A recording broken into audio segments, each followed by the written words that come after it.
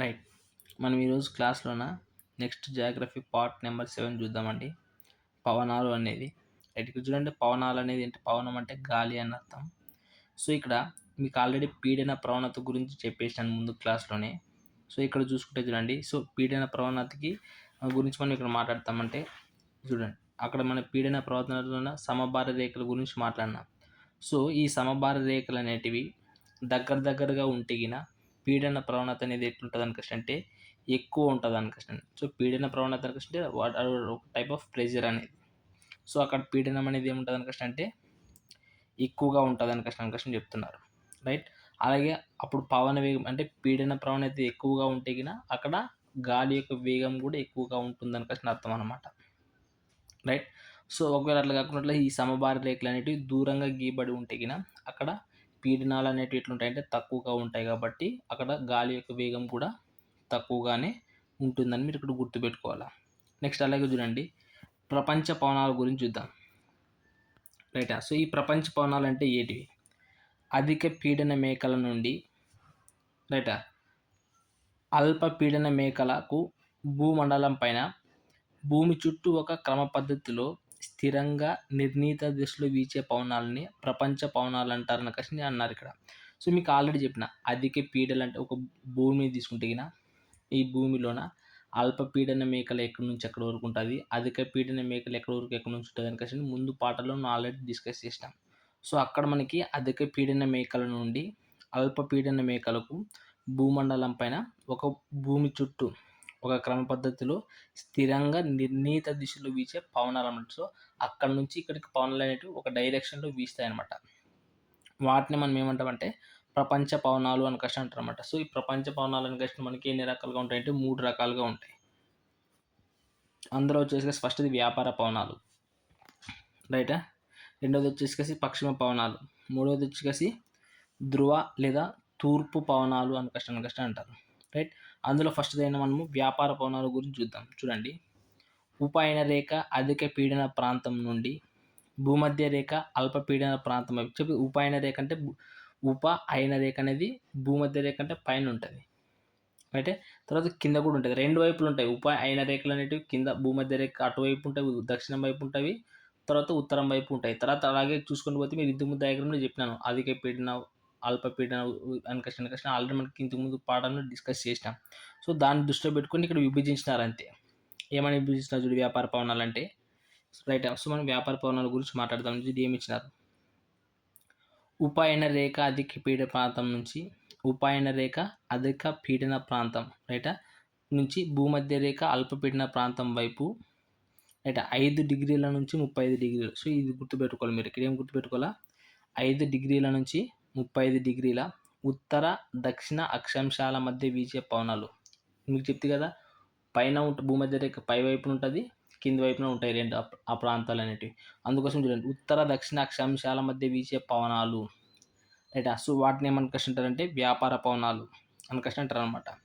So, సింపుల్గా 5 డిగ్రీల నుంచి 35 డిగ్రీలు అని గుర్తుపెట్టుకుంటే ఉత్తర అక్షాంశాల మధ్యలో ఉండే ప్లేసే ఈ వ్యాపార పవనాలు అని నువ్వు గుర్తుపెట్టుకోండి. ఇక్కడ చూడండి, ఇవి ఎక్కడి నుంచి మళ్ళీ ఎక్కడి వైపు వీస్తాయి అంటే ఉత్తరార్ధ గోళంలోన రైట్. మనకి ఎక్కడ ఉత్తరార్ధ గోళం అంటే పైన. సో, అక్కడ నుంచి మనకి ఈశాన్యం మన ఉంటుంది కదా. సో, ఈశాన్యం నుంచి నైరుతి వైపు కదులుతూ ఉన్నదాన అక్కడ నుంచి ఏం చేశారంటే వ్యాపార పవనాలు అనేవి వస్తాయి అన్నమాట. సో, ఏ దిక్కుల నుంచి ఏ దిక్కుకి వీసావనో ఆ పేరు పెట్టేస్తారు అంతే, సింపుల్. ఉత్తరార్ధ గోళంలోన ఈశాన్యంలోన జనించేసి దానికి నైరుతి వైపు వస్తాయన్నమాట. సో, అందుకోసం ఇక్కడ ఈశాన్య వ్యాపార పవనాలు అని అంటారు. దక్షిణార్ధ గోళంలోనే ఏమైతే అంటే ఇక్కడ మనకి దానికి మనకి పైన నుంచి చూస్తే ఉత్తరార్ధ గోళం, కింద నుంచి చూస్తే దక్షిణార్ధ గోళం. సో, ఇక్కడ దక్షిణార్ధ గోళంలోకి వచ్చేటప్పుడు ఇక్కడ ఏ దిశలోకి వస్తాయి అంటే మనకి ఆగ్నేయ దిశలో జనించేసి వాయువ్య వైపు వీస్తున్నాడనే వీటిని అక్కడ ఆగ్నేయ వ్యాపార పవనాలు అని అంటారు. సో, ఇక్కడ మనకి ఫస్ట్ వచ్చినది వ్యాపార పవనాలు అని చెప్పినాం. సో, ఈ వ్యాపార పవనాలు అని సింపుల్గా ఏం చెప్పేసినాం, ఇక్కడ మనకి 5 డిగ్రీల నుంచి 35 డిగ్రీల్లో ఉత్తర దక్షిణాక్షాల మధ్య వీచే పవనాలే వ్యాపార పవనాలు. బట్ దీనికి మనకి ఇక్కడ ఉత్తర గోళం తర్వాత దక్షిణ గోళం మనకి సపరేట్ విడిదీసేగిన ఇవి ఒకటి ఫస్ట్ చూడండిగా. ఉత్తరార్ధ గోళంలోనైతే ఈశాన్యంలో జన్మిస్తాయి కాబట్టి ఈశాన్య వ్యాపార పవనాలు అంటారు. ఈశాన్యంలో జనించుకొస్తే అవి ఎటువైపు పోతాయి? నైరుతి వైపు పోతాయి. సేమ్ ఇక్కడ మళ్ళీ నువ్వు నెక్స్ట్ ఏం చేయాలా? దక్షిణార్ధగోళంలో ఉన్నది. ఇక్కడ దక్షిణార్ధగోళం. ఇక్కడ వచ్చేసి ఉత్తరార్ధగోళంలో ఇవి. ఇక్కడ వచ్చేసి దక్షిణార్ధగోళంలో. సో, దక్షిణార్ధగోళంలోని కష్టాన్ని జనించుకసి అవి ఎక్కడి నుంచి పోతాయి మనకి ఇటుగా ఆగ్నేయ దిశలో జనించుకసి ఎక్కడ పోతాయి? వాయువ్య వైపు పోతాయి. కాబట్టి వాటిని ఏమనుకుంటే ఆగ్నేయ వ్యాపార పవనాలు అంటారు. అంటే ఇక్కడ సింపుల్ వ్యాపార పవనాలు 2 రకాలను గుర్తుపెట్టుకోండి మళ్ళా. అందులో వచ్చేసి ఈశాన్య వ్యాపార పవనాలు, ఆగ్నేయ దిశ వ్యాపార పవనాలను గుర్తుపెట్టుకుంటాయి. సో, సింపుల్ అంటే ఇక్కడ ఈశాన్యంలో జనిస్తాయి, నైరుతి వైపు పోతాయి. ఆగ్నేయంలో జనిస్తాయి, వాయువ్య దిశ వైపు పోతాయి అని గుర్తుపెట్టుకుంటే మీకు ఈజీగా గుర్తుంటుంది అనమాట ఇది. రైటా? రైట్, చూడండి. అలాగే మహాసముద్ర ప్రవాహాలకి పూర్వకాలంలోనే వ్యాపార అభివృద్ధికి ఈ పవనాలే కారణం. అంటే సో, మహాసముద్రాలు మీకు చెప్తే ఏదైనా కానీ సముద్రాల్లో మనకు ప్రయాణం చేసేటప్పుడు రైటా. సో, ఈ మనకి పవనాలు అనేటివి ఎటువైపు వీస్తాయని మనం పర్టికులర్గా తెలుసుకొని అట్లా పోవడం వల్లే మనకి ఏమైంది వ్యాపార అభివృద్ధి అనేది పెరిగిందనమాట. సో, ఆ వ్యాపార అభివృద్ధికి కూడా కారణాలు ఏంటి ఇది ఈ పవనాలు ఏ రకమైన పవనాలు అంటే సో, వ్యాపార పవనాలు గుర్తుపెట్టుకోవచ్చు మీరు. రైట్. అలాగే భూమధ్య రేఖ ప్రాంతంలోన రైటా సాయంకాలం కురిచే సంవహన వర్షపాతానికి కూడా వెరీ వెరీ ఇంపార్టెంట్ పాయింట్ చూడండి. ఇది సంవహన వర్షపాతం అంటే ఏమనేది నెక్స్ట్ మీకు ముందు వస్తుంది. రైటా. ఇదే పాఠంలో నేను ముందు సంవహన వర్షపాతం అంటే ఏమనేది మీకు ఎక్స్ప్లెనేషన్ చేస్తాను.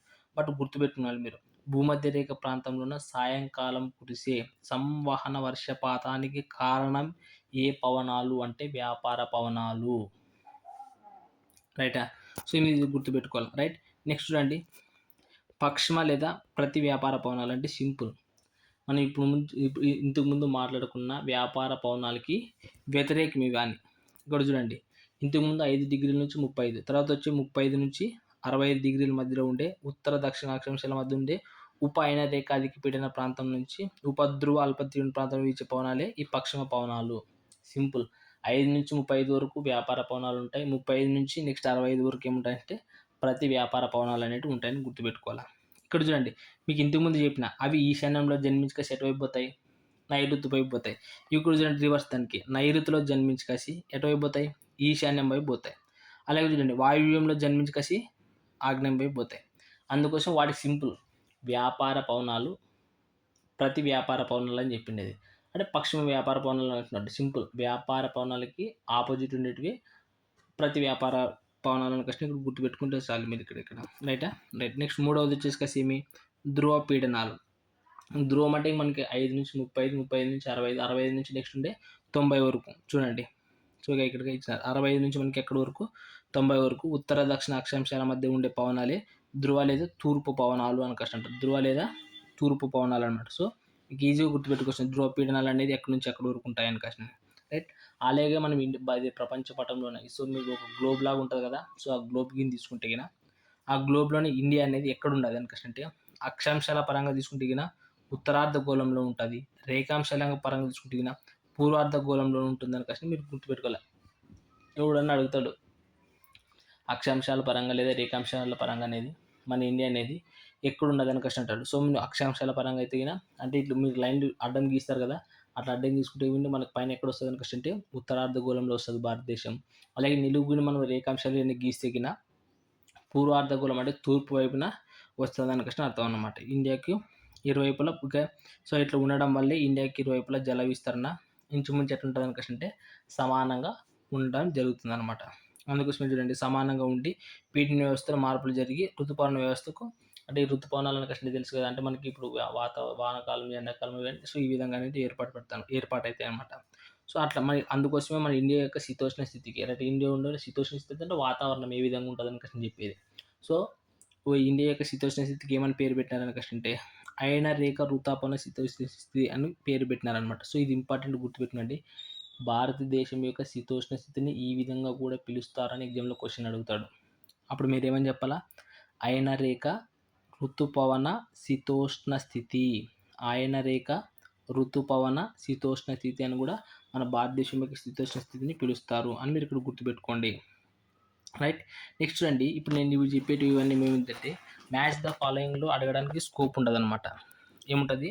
మ్యాచ్ ద ఫాలోయింగ్లో అంటే ఇక్కడ ఫోయాన్ అంటే ఏమి, చినూక్ అంటే ఏమి, శాంతాన్ అంటే ఏమి, నార్వెస్టర్లు అంటే ఏమి చాలామంది చదివేళ్ళరు, ఇంపార్టెంట్ కాదనుకుంటారు. బట్ మనకి ఎగ్జామ్లో మ్యాచ్ ద ఫాలోయింగ్ క్వశ్చన్ అడగడానికి ఇంపార్టెంట్ చూడండి. సో ఫోయన్ అంటే ఏమంటే శీతాకాలంలోన ఆల్ప్స్ పర్వతాలు నుండి స్విట్జర్లాండ్ వరకు వీచే వేడి పవనాలనే పోయాన్ అంటారు అనమాట. సో మీరు ఇట్లా ఎట్లను గుర్తుపెట్టుకోండి, శీతాకాలంలో అంటే చలికాలం, ఆల్ప్స్ పర్వతాలపై నుండి స్విట్జర్లాండ్ వరకు వీచే వేడి పవనాలే పోయాన్ అని పిలుస్తారు అనమాట అక్కడ మనం. అలాగే శీతాకాలంలోన యుఎస్ఏ అంటే అమెరికా సంయుక్త రాష్ట్రాల నుంచి కెనడా దేశంలోని లేదా రాగి పర్వతాల వరకు తూర్పున ఏర్పడే వెచ్చని పొడి పవనాలని మనం ఏమంటారు, చినూక్ అంటారు.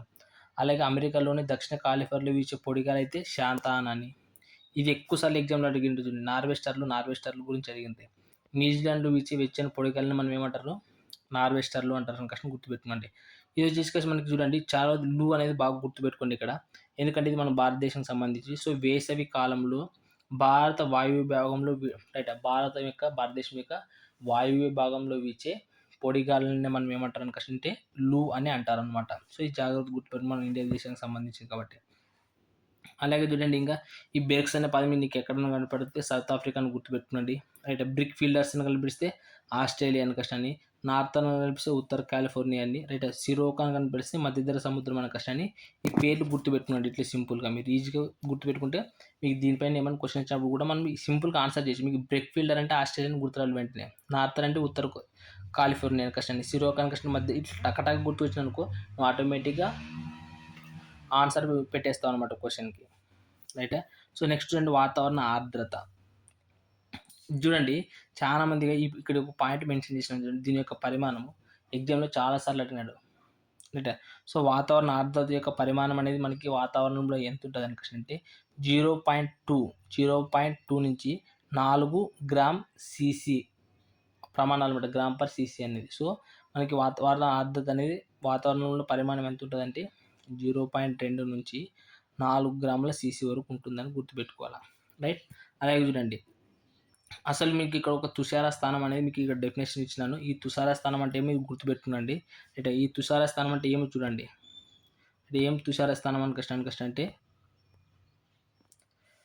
ఏ ఉష్ణోగ్రత వద్ద అయితే వాతావరణపు గాలి పూర్తిగా నీటి ఆవిరితో సంతృప్తం చెందుతాను. సో వాతావరణ గాలి అనేది దీంతో సంతృప్తం చెందాలా, నీటి ఆవిరితో సంతృప్తం చెందాలి. సో అట్లా చెందితే ఆ ఉష్ణోగ్రత మనం ఏమంటారంటే తుషార స్థానం అని అంటారు అనమాట. అంటే తుషార స్థానం వద్ద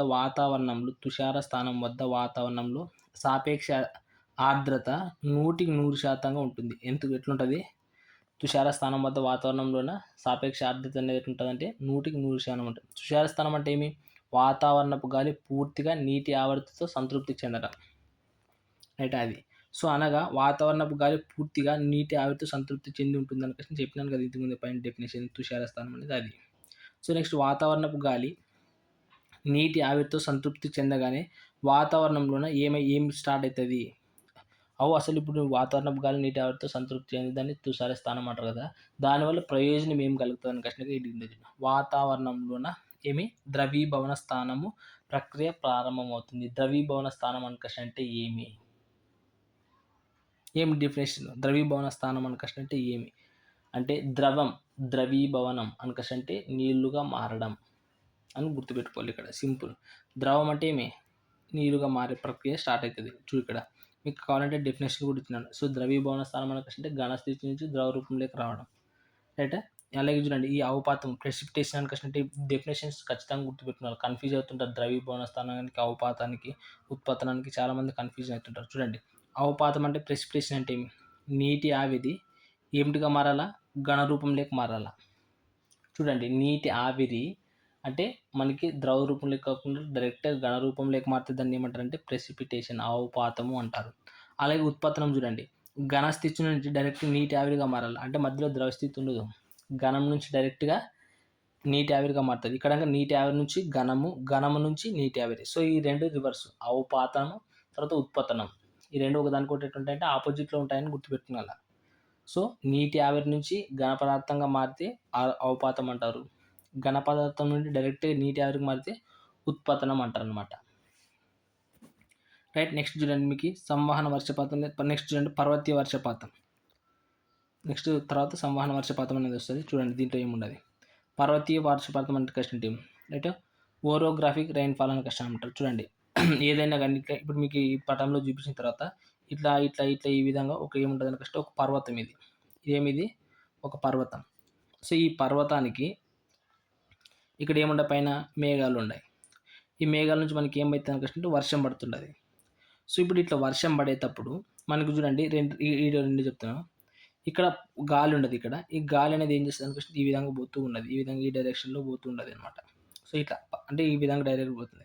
సో ఇక నెక్స్ట్ ఇక్కడ ఏమైతుంది అనుకస్ట్ అంటే ఒక ఏముండదు పర్వతం అడ్డున్నది. సో ఇప్పుడు ఇటు పోయిన తర్వాత గాలిలో ఏమైతాయి ఇక్కడ తగులుతాయి. మళ్ళీ ఏమైతాయి మళ్ళీ రిఫ్లెక్ట్ అయ్యి మళ్ళీ వెనక్కొచ్చేస్తాయి. అంతే కదా! అంటే పవన మార్గం అంతా అనేది ఈడే ఉంటది. సో ఇక్కడ ఇప్పుడు ఏమైతుంది అనుకస్ట్ ఇట్లా ఉన్నప్పుడు ఇవతలంగా పవన మార్గం ఇవతలంగా ఉండది. మేఘాలు మాత్రం ఇక్కడే ఉంటాయి. ఇక్కడ ఒక పర్వతం ఉన్నది. సో ఈ పర్వతానికి ఇటువైపు మాత్రం ఏం కుదురుస్తది అనుకంటే వానొస్తది. ఏమి? ఇటువైపు మాత్రం వానొస్తది. ఇటువైపు అనేది వాన రాదు. ఇక్కడ ఇటువైపు అనేది ఇటు సైడ్ ఇప్పుడు ఏదైతే చూపిస్తున్నానో ఈ ప్రాంతంలో వర్షం రాదు. ఈ ప్రాంతంలో ఏమొస్తది? ఈ ప్రాంతంలో బ్లూ కలర్ ఉన్న వైపు ఏమొస్తది అనుకంటే వర్షం వస్తది. మనకి బ్లాక్ కలర్ వైపు ఉన్నది ఏమి? వర్షం రాదనమాట. సో ఇట్లా ఏదైనా గానీ ఒక పర్వతీయ వర్షపాతం అనుకంటే పర్వతాభిముఖ వర్షపాతము, పర్వత పరాన్ముఖ వర్షఛాయ ప్రాంతం. అంటే ఇక్కడ పర్వతాభిముఖంలోన వర్షం కురుస్తది. పరాన్ముఖ దిశలోన వర్షం అనేది పడదనమాట. సో అందుకోసం ఈ పదాలు గుర్తుపెట్టుకోండి ఇక్కడ మీరు. సో ఇక్కడ చూడండిగా ఇక్కడ మీరు గుర్తుపెట్టుకోండి. పర్వతాభిముఖ వర్షపాతం అంటే వర్షం పడే ప్లేసు. పరాన్ముఖ ప్రాంతంలోనే వర్షం పడదు. సో పర్వతీయ వర్షపాతం అంటే ఒక పర్వతానికి ఒకవైపు వాన ఉంటుంది, ఇంకోవైపు వాన ఉండదని సింపుల్ గుర్తుపెట్టుకుంటే చాలు మీరు. రైటా? సో చూడండి అందుకోసం ఇండియాలోన మరియు ప్రపంచంలోన సంభవించే వర్షపాతం ఎక్కువగా ఏది ఉన్నది? పర్వతీయ వర్షపాతానికి చెందింది. వెరీ వెరీ ఇంపార్టెంట్ పాయింట్ ఇది. భారతదేశంలోను ప్రపంచంలోను ఎక్కువగా సంభవించే వర్షపాతం అనేది ఏ రకమైన వర్షపాతము? పర్వతీయ వర్షపాతము. రైట్. నెక్స్ట్ చూడండి సంవహన వర్షపాతం. ఇంతకుముందు చెప్తానని చెప్తే కదా ఇక్కడ చూడండి. ఇది ఎప్పుడు సంభవిస్తుంది? ఇది వేసవి కాలంలో సంభవిస్తుంది. అది గుర్తుపెట్టుకోండి. నెక్స్ట్ సంవహన వర్షపాతం ఎక్కువగా ఏ కాలంలో ఇంతకుముందు చెప్తే కదా భూమధ్య రేఖ ప్రాంతంలోన సాయంత్రం కాలం కురిసే వాననే సంవహన వర్షపాతం. చూడండి సంవహన వర్షపాతం అనగా ఎక్కువ సాయంత్ర కాలంలో అనగా ఏప్రిల్ మే నెలల్లోన ఎండాకాలంలోన ఉరుములు మెరుపులతో కూడిన వడగండ్లతో కూడిన తక్కువ సమయంలో అధిక వర్షపాతం సంభవిస్తుంది. తక్కువ కాలంలోన ఎక్కువ వర్షపాతం సంభవిస్తుంది. దాన్నే మనకి ఏమంటారంటే సంవహన వర్షపాతం అంటారు.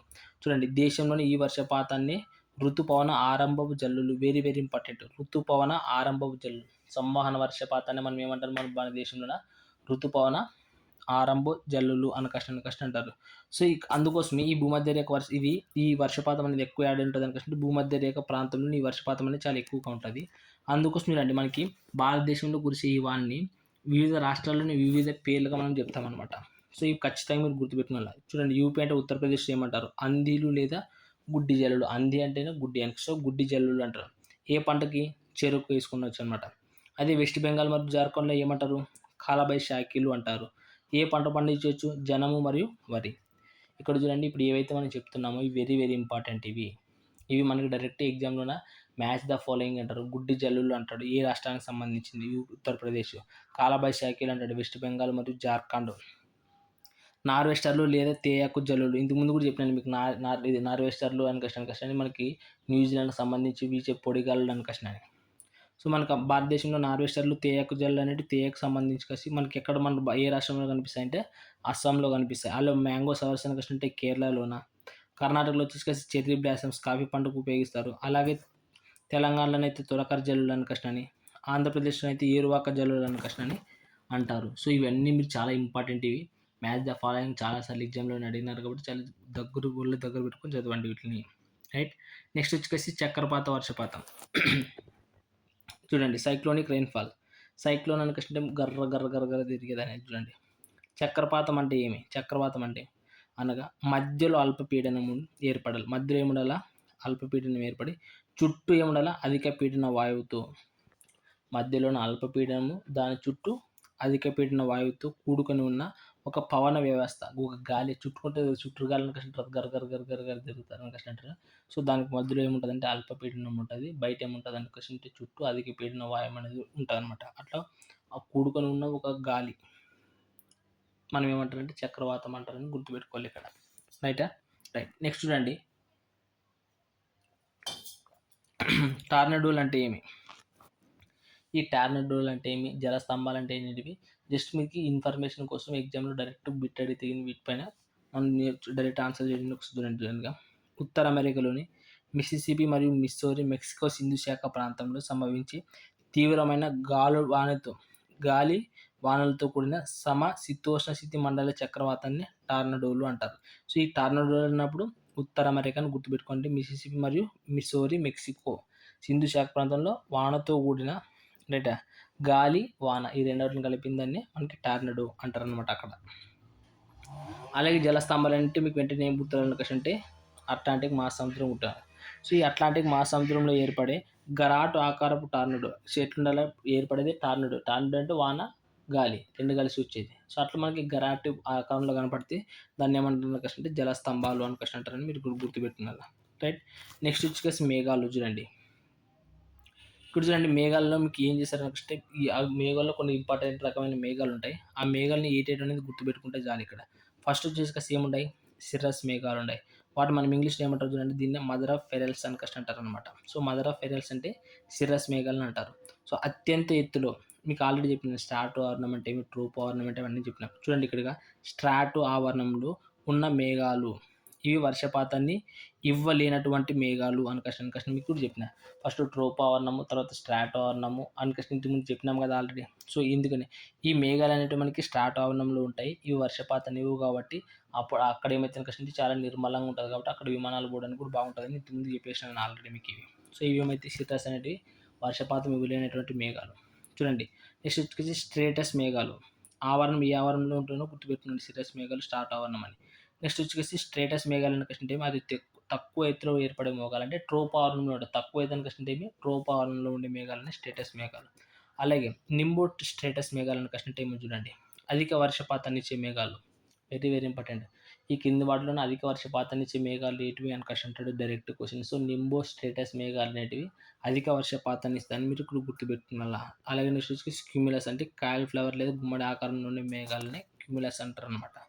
అలాగే నెక్స్ట్ చూడండి, సో మనకి వ్యవసాయం మన కష్టం అంటారు కదా.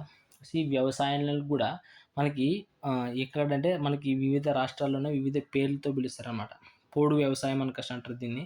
సో ఆ పోడు వ్యవసాయం చూడండి, అస్సాం మరియు ఇతర రాష్ట్రాల్లో దీన్ని ఏమంటారంటే జూమ్ వ్యవసాయం అంటారు. వెరీ ఇంపార్టెంట్ ఇవన్నీ ఖచ్చితంగా గుర్తుపెట్టుకోవాలి. అలాగే మధ్యప్రదేశ్ మరియు ఛత్తీస్గఢ్లో అంటే బేవార్ లేదా పేషా లేదా పెండా అంటారు. రాజస్థాన్లోనైతే వాత్రా అని, అంటే అలాగే పశ్చిమ కనుమలోనైతే కుమారి అని, కేరళలోనైతే పూనం, ఏపీ, తెలంగాణ, ఒడిస్సా అయితే పోడో వ్యవసాయం అని, మన రాష్ట్రంలో కూడా పోడో వ్యవసాయం అని పేరు ఉంటుంది. సో అట్లా సో పోడు వ్యవసాయానికి రకరకాల పేర్లు వివిధ రాష్ట్రాల్లో వివిధ రకంగా పిలుస్తారు కాబట్టి మీరు దాన్ని గుర్తుపెట్టుకోవాలి ఇక్కడ. రైట్. అలాగే నెక్స్ట్ వచ్చి చూడండి ఎడారులు. ఈ 3 ఎడారులు ఇంపార్టెంట్. డైరెక్ట్ బిట్ అడిగితే వీటిని రైటా. ముఖ్యంగా ఇది రైల్వేలు కానీ ఇదంటే ఆర్మీ ప్రిపేర్లు కానీ ఈ డైరెక్ట్ క్వశ్చన్ చూస్తారు చూడండి. సహారా ప్రపంచంలో అతిపెద్ద ఎడారి ఏది? సహారా ఎడారి ఏ ఖండంలో ఉండదంటే ఆఫ్రికా ఖండంలో ఉండదు. ఇండియాలో అతిపెద్ద ఎడారి ఏది అని అంటే రాజస్థాన్. ఏడు ఉండదంటే అది ఏది? థార్ ఎడారి రాజస్థాన్లో ఉన్నది. భారతదేశంలో అతిపెద్ద ఎడారి ఏది అని అంటే థార్ ఎడారి. ప్రపంచంలో అతిపెద్ద ఎడారి అంటే సహారా. బట్ ఒకసారి మనకి ఆర్మీలో క్వశ్చన్ అడిగింటుంది చూడండి. ఇది ప్రపంచంలో డ్రై అంటే పొడిగా ఉండేది రైటా. పొడిగా ఉండే ఎడారి, అతి ఎక్కువ పొడిగా ఉండే ఎడారి ఏదైనా అంటే అటకామా ఎడారి రైట్. ప్రపంచంలో డ్రై ఎడారి అతి ఎక్కువగా ఉండేది ఏదైనా అంటే అటకామా ఎడారి. సో ఇది అడిగినట్టు గుర్తుపెట్టుకోండి రైట్. నెక్స్ట్ వచ్చేసి సరస్సులు. సో సరస్సుల గురించి మనం అధ్యయనం చేసే శాస్త్రాన్ని మనం ఏమంటాం అంటే లిమ్నాలజీ అని అంటారు అనమాట. సరస్సుల గురించి అధ్యయనం చేసే శాస్త్రాన్ని మనం ఏమంటారు? లిమ్నాలజీ అంటారు. అలాగే నదుల గురించి ఇక్కడ చూడండి, సరస్సుల గురించి అయితే లిమ్నాలజీ, నదుల గురించి అధ్యయనం చేసే శాస్త్రాన్ని మనం ఏమంటారంటే పోటమాలజీ అంటారు. సో చాలామంది నేర్చుకోరు మీరు.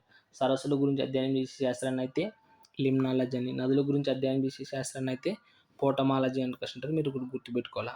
అలాగే చూడండి, మనకి కొన్ని రకాల సరస్సులు మనకి ప్రపంచంలో కనిపిస్తాయి. సో ఆ సరస్సుల యొక్క ఇంపార్టెంట్ ఏంటి అనేది మీరు నేర్చుకోవాలి చూడండి. ఇక్కడ ఫస్ట్ వచ్చేసి కాస్పియన్ సరస్సు. దాని యొక్క ప్రత్యేకత ఏమంటే ప్రపంచంలోనే అతిపెద్ద సరస్సు ఏదంటే కాస్పియస్ సరస్సు. అది ఏ దేశాల్లో ఉన్నదంటే కజకిస్తాను, తుర్క్మెనిస్తాను, రష్యా, ఇరాన్, అజర్బైజాన్ ఈ దేశాల్లోనే విస్తరించి ఉన్నాయన్నమాట. నెక్స్ట్ వచ్చేసి సుపీరియర్ సరస్సు. ప్రపంచంలోనే అతిపెద్ద మంచినీటి సరస్సు ఏదైనా క్వశ్చన్ అంటే సుపీరియర్ సరస్సు. చాలా సార్లు ఎగ్జామ్‌లో డైరెక్ట్ క్వశ్చన్ అడిగినారు. ప్రపంచంలోనే అతిపెద్ద మంచినీటి సరస్సు ఏదైనా క్వశ్చన్ అంటే సుపీరియర్ సరస్సు. అలాగే పెద్ద సరస్సు అని క్వశ్చన్ చూసుకుంటే గిన రెండవ పెద్ద సరస్సు గాని, మామూలు మంచినీటి సరస్సులోనే మాత్రం అది పెద్ద మంచినీటి సరస్సు ఏదంటే సుపీరియర్ సరస్సు. ఎక్కడున్నదంటే అమెరికా మరియు కెనడాలో ఇది విస్తరించి ఉందన్నమాట. నెక్స్ట్ వచ్చేసి విక్టోరియా సరస్సు. ప్రపంచంలో మూడవ అతిపెద్ద సరస్సు. కెన్యా మరియు ఉగాండా, టాంజానియా దేశాల్లో ఇది విస్తరించి ఉండడం జరిగింది. అలాగే చూడండి ప్రపంచంలోనే అత్యంత లోతైన సరస్సు ఏదైనా క్వశ్చన్ అంటే బైకాల్ సరస్సు. అలాగే ప్రపంచంలో అతి ఎత్తైన సరస్సు ఏదైనా క్వశ్చన్ అంటే టిటికా సరస్సు. లోతైనది అయితే బైకాల్, రష్యాలోని సైబీరియాలో ఉంటుంది. అతి పెద్ద సరస్సు అతి ఎత్తైన పర్వతాల సరస్సు అంటే టిటికా సరస్సు. అది ఎక్కడ ఉన్నదంటే పెరి, బొలివియా దేశాల యొక్క సరిహద్దుల్లో ఉండే ఆండీస్ పర్వతాల శ్రేణుల్లో ఉండదన్నమాట. ఎక్కడ ఆండీస్ పర్వత శ్రేణుల్లో ఉండదు. అలాగే చూడండి ప్రపంచంలోని అతిపెద్ద మానవుడు నిర్మించిన సరస్సు పేరు ఏం పేరు అంటే ఓవెన్ సరస్సు. ఇది ఎక్కడ ఉన్నది అనుకుంటే ఉగాండాలో ఉన్నది. ప్రపంచంలోనైతే ఓవెన్ సరస్సు ఉగాండాలో ఉన్నది. అలాగే ఇండియాలోని అతిపెద్ద మానవ నిర్మిత సరస్సు ఏదైనా అంటే గోవింద వల్లభ పంత్ అనే సరస్సు. ఇది ఎక్కడ ఉన్నది అనుకుంటే మనకి ఉత్తరప్రదేశ్లో కనిపిస్తుంది అనమాట. మనకి వీటితో పాటు ఇంకా ఏమేమి గుర్తుపెట్టుకోవాలనుకుంటే మనకి భారతదేశంలోనే ఈ సరస్సులు కొన్ని ఉంటాయన్నమాట. ఆ సరస్సులు ఏ రాష్ట్రాల్లో ఉన్నాయనేది మీరు ఇక్కడ గుర్తుపెట్టుకోవాలి. అందులో వచ్చేసి సాంబార్ ఎక్కడ ఉన్నదంటే రాజస్థాన్. ఇది దీని యొక్క ప్రత్యేకత అంటే దేశంలో అతిపెద్ద సరస్సు ఏదంటే సాంబార్ సరస్సు, అది రాజస్థాన్లో ఉన్నది. అలాగే ఇండియాలోనే అతిపెద్ద మంచినీటి సరస్సు ఏదైనా అంటే ఉలార్. ప్రపంచంలోనైతే సుపీరియర్, భారతదేశంలోనైతే ఉలార్. అది ఎక్కడ ఉన్నదంటే జమ్మూ కాశ్మీర్లో. అలాగే దేశంలో అతిపెద్ద మరియు పొడవైన లాగున్ ఏదైనా అంటే చిల్కా లాగున్ ఒడిశా. ఎగ్జామ్స్లో చాలా డిగ్రీస్ చాలా సార్లు ప్రపంచం ఇది భారతదేశంలో అతి పొడవైన లాగున్ సరస్సు ఏది అంటాడు చిల్కా సరస్సు. ఎక్కడ ఉన్నదంటే ఒడిశాలో ఉన్నది. అలాగే భారతదేశంలో అతిపెద్ద అంతర్భూభాగ నది వ్యవస్థ గల నది అంటే లోక్తక్. ఇది ఏంటంటే మణిపూర్లో ఉండదు. మిగిలినవి కూడా మనకి ఇవి ఇంపార్టెంట్ అంటే తర్వాత ఇవి కూడా మనకి ఎక్కడ రాష్ట్రాలు ఇచ్చేసి మ్యాచ్ ద ఫాలోయింగ్ అడుగుతుంటాడు అనమాట. సో గుర్తుపెట్టుకున్నాను. పాంగాంగ్ మరియు సోమరాన్ అనేవి జమ్మూ కాశ్మీర్లో ఉన్నాయి. వెంబన్ అనేది కేరళలో ఉంది. ఇది కూడా ఒక లాగున్ సరస్సు. అలాగే కొల్లేరు మనకి ఆంధ్రప్రదేశ్లో ఉండేది అతిపెద్దది కొల్లేరు సరస్సు. ఇంకా మనకి పులికాట్ అనేది కూడా ఆంధ్రప్రదేశ్, తమిళనాడు లాగున్ సరస్సు. ఇది రెండు రాష్ట్రాల మధ్య ఉండేది. అలాగే దాల్ సరస్సు ఎక్కువసార్లు ఎగ్జామ్లో అడిగింది. దాల్ సరస్సు జమ్మూ కాశ్మీర్లో ఉండేది. భారతదేశంలో ఉండే ఏ రకమైన సరస్సు అంటే ఇది టెక్టానిక్ సరస్సు. డైరెక్ట్ ఎగ్జామ్లో భారతదేశంలో ఉండే టెక్టానిక్ సరస్సును గుర్తించండి అంటాడు. సో దాల్ సరస్సు ఎక్కడ ఉన్నదంటే జమ్మూ అండ్ కాశ్మీర్లో ఉండదు అనమాట. సో మనకి ఇది వరల్డ్ జాగ్రఫీకి సంబంధించింది. మొత్తం మనకి 7 పార్ట్లు ఉన్నాయి. సో ఈ 7 పార్ట్లు జాగ్రత్తగా విని మీరు నోట్బుక్ తయారు చేసుకుంటే మ్యాక్సిమం వరల్డ్ జాగ్రఫీ మీద అడిగే క్వశ్చన్లు అనేవి మీరు చేయగలుగుతారు.